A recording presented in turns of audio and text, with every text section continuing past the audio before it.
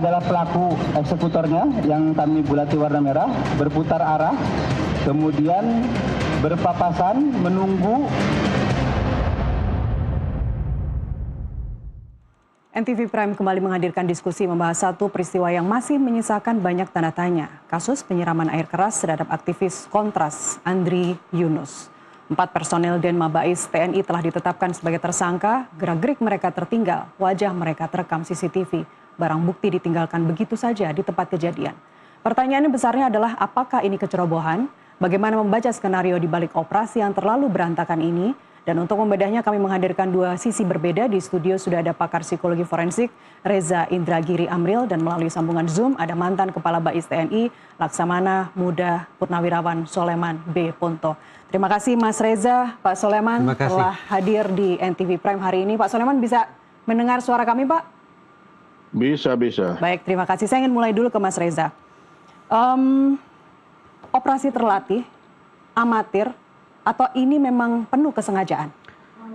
Ada dua kata kunci yang disampaikan oleh baik itu pihak Polda Metro Jaya maupun Kompolnas, yaitu terencana dan terlatih. Kita masuk dulu ke terlatih. Oke. Sungguh-sungguh sulit saya pahami bahwa kita tanda petik dipaksa untuk yakin ada dua atau mungkin lebih orang yang berlatar belakang intelijen, katakanlah demikian, dan disebut terlatih. Tapi tindak tanduk mereka selama beraksi itu sungguh-sungguh di luar pakem keterlatihan. Misalnya, bagaimana mungkin ada orang yang katakanlah melakukan kejahatan, tetapi tidak mengelola resiko sama sekali. Kemungkinan resiko itu tidak teratasi sampai kemudian mereka harus bertanggung jawab secara pidana misalnya. Itu terang benderang terlihat, kita saksikan di rekaman CCTV itu. Konkretnya, para pelaku tidak menggunakan penutup wajah. Bukankah serta-merta akan langsung bisa diidentifikasi siapa gerangan mereka ini? Helm pun tidak? Helm pun tidak. Yang kedua, kabarnya juga tidak menggunakan sarung tangan. Sehingga kita bayangkan ada sidik jari yang tertinggal di sana-sini. Atau cipratan kena dia sendiri? Dan puncaknya adalah, kalau memang mereka terlatih, bagaimana kemudian instrumen kejahatan yang mereka gunakan justru menjadi senjata makan tuan, yaitu mengenai tubuh mereka sendiri. Betul. Bahkan reaksi mereka ketika air keras itu mengenai tubuh salah satu pelaku adalah reaksi panik. Dengan tindak tanduk sedemikian rupa, maka saya pertanyakan, benar tidak, akurat tidak kalau kita gunakan kata terlatih kepada orang-orang ini? Bahwa orang-orang ini berasal dari satu institusi, oke. Berarti kita asumsikan mereka sudah menerima pendidikan, pelatihan di lembaga tempat mereka bekerja.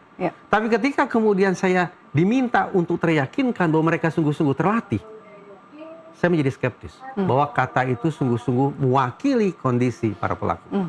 Anda tadi mengangkat dua diksi itu dari rencana dan terlatih. Dari Kompolnas dan Polda Metro Jaya. Dan Polda. Saya ingin bergeser ke polisi juga yang menyebut bahwa pelaku tampak tenang dan koordinasi pergerakan mereka cukup terlatih. Saya tidak menangkap itu di CCTV karena tampak langsung putar balik di atas motornya. Tapi dari sisi profil psikologis Mas Reza, apakah ini masih bisa dikatakan sebagai pelaku yang tidak terlatih? Tadi saya katakan sudah ada sekian banyak gejala, sekian banyak tindak tanduk yang justru menjadi dasar bagi saya untuk mempertanyakan mereka sungguh-sungguh terlatih atau tidak. Sekali lagi ya, apakah mereka berasal dari sebuah institusi? Tampaknya demikian. Karena proses investigasi yang dilakukan oleh POM TNI juga sudah menyimpulkan bahwa mereka bagian dari institusi itu. Ada tapi satu kapten apakah serta-merta mengatakan bahwa setiap personil adalah orang yang terlatih? Saya pikir kita harus bertanya ulang. Itu kosakata yang tepat atau tidak? Tambah lagi, sampai hari ini saya sungguh-sungguh bertanya ini. Investigasi mana gerangan yang semestinya lebih saya yakini? Investigasi yang dilakukan oleh POM atau investigasi yang dilakukan oleh Polda Metro Jaya? Alasan bagi saya untuk mempertanyakan atau bahkan masih menyaksikan kedua hal itu karena sepertinya tidak ada koordinasi satu sama lain, bahkan terkesan kontradiksi satu sama lain ketika mengumumkan ke publik ihwal hasil investigasi mereka masing-masing. Mungkin ini terlalu dini, tapi dari apa yang Anda amati melalui CCTV yang sudah dipublish, apakah Anda menangkap para pelaku ini tidak sadar bahwa di situ ada kamera CCTV? Kalau kita mengacu pada hasil investigasi POM, Mbak Nasiti, kita tidak punya pilihan kecuali meyakini bahwa mereka berlatar belakang intelijen. Yang saya pahami ada dua ciri, ada dua karakteristik yang tidak bisa kita abaikan sama sekali ketika kita bicara tentang intelijen. Satu, bahwa pelakunya harus tetap anonim, identitasnya tertutup, identitasnya disamarkan, identitasnya disangkal, dan juga bentuk operasinya harus covert action. Sebuah aksi yang tertutup, yang tersamar. Anonim dan covert itu sungguh-sungguh tidak terwakili oleh bagaimana mereka beraksi di lapangan. Karena sekali lagi, bagaimana kita bisa mengatakan atau anonim kalau ternyata wajah mereka terbuka sedemikian rupa? Bagaimana kita katakan ini sebuah covert action kalau ternyata aksinya terpantau oleh sekian banyak kamera? Oke, saya ke Pak Soleman. Pak Soleman, setidaknya yang disampaikan Mas Reza tadi ada 3 yang saya simpulkan. Dari metodenya yang berantakan, kurang hati-hati, amatir, kemudian pola aksinya yang minim antisipasi resiko, exposure publik sangat terbuka, kelihatan wajahnya, dan juga kejanggalan narasi antara Polri dan juga TNI. Pendapat Anda, Pak Soleman? Ya, betul apa kata Pak Reza tadi. Terlatih terencana? Tidak terlatih, tidak terencana. Itu yang disampaikan tadi. Kalau terlatih dan terencana, ya tidak akan seperti begitu. Lalu apakah intelijen? Iya, kita bisa lihat bahwa disebut di situ dari Denma Bais. Nah, Denma itu memang bukan orang operasional. Kalau operasional itu Sat Intel. Ya. Sewaktu saya ya, nggak tahu sekarang. Waktu saya Sat Intel, itu yang terlatih, terencana segala macam. Tapi kalau Denma itu pembantu, hanya membantu melancarkan operasi. Nah, kalau bagaimana tiba-tiba mereka turun ke sana juga, itu tanda tanya besar. Pak Soleman, Gitu. apakah menurut Anda karena mereka backgroundnya dari atau ditempatkan di posisi Denma di Bais TNI yang merupakan elemen pendukung di markas Bais, tugasnya meliputi pengamanan internal, kemudian urusan dalam dan pelayanan administrasi, itu meneguhkan bahwa tindak tanduk yang mereka lakukan, seperti yang kita lihat di CCTV, sangat amatir. Ya betul, ya betul, ya memang betul. Meskipun backgroundnya TNI dan ditempatkan di Bais? Lah kan untuk ditempatkan di Bais yang operasional itu sudah terlatih, terencana, dites lagi masuk. Psikologisnya seperti apa. Apalagi kalau operasi itu sudah pengamatan, ada enggak CCTV di sana. Apa yang disampaikan Pak Reza tadi itu ya minimal begitu itu. Oke.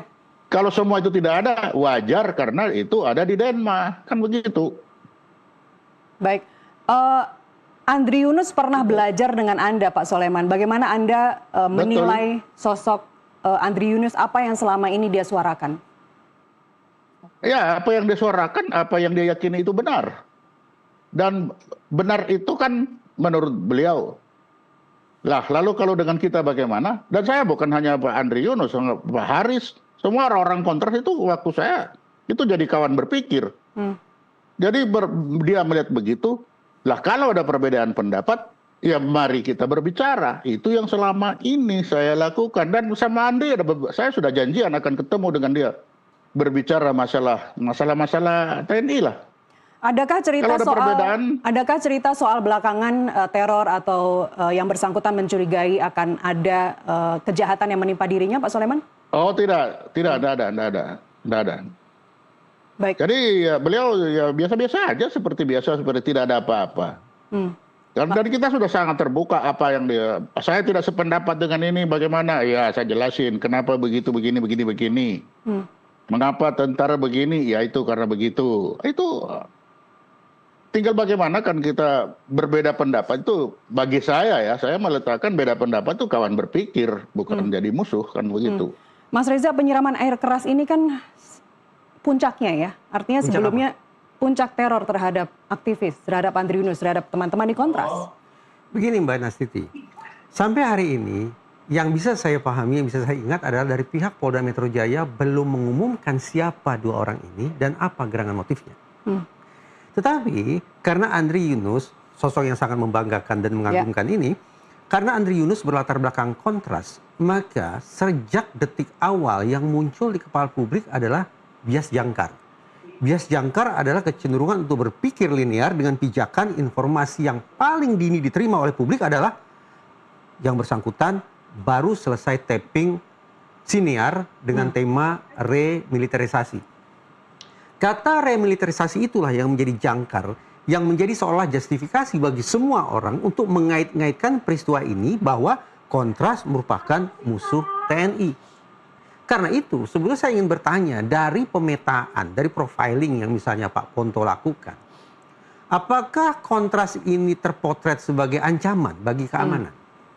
Lebih spesifik, apakah Andri Yunus juga terpotret, terprofil sebagai individu yang mengancam keamanan negara?